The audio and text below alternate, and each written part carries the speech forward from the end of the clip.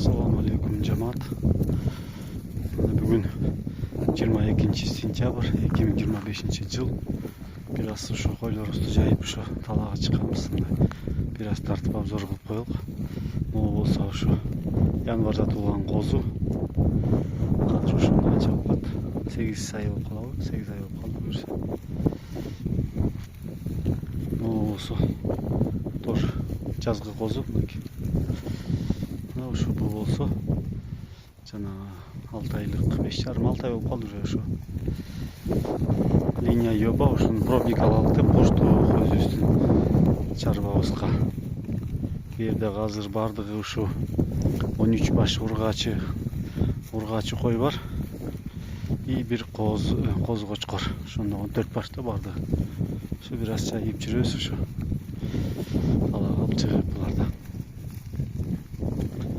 Ошо жаңыр жаап жашыл чөп чыккан, ошо оттоп атышат. Капоттоп жүрүшөт койлор. Көрүп, эметип. Оценка кылып баалап эметип. Лайк басып койсоңуздар суранычы. Подписка кылсаңыз, подписка кылып турула. Мен болсо ушу биздин хозяйствода болуп аткан жаңылыктарды видеого чыгарып, силерге интернетке салып турам. Аларды көрүп турсаңыздар болот. Биз жаңыдан баштап аткан арыш анабаттордун бирибиз. Кара Балтада жашайбыз ошо. Кара Балтанын жанында.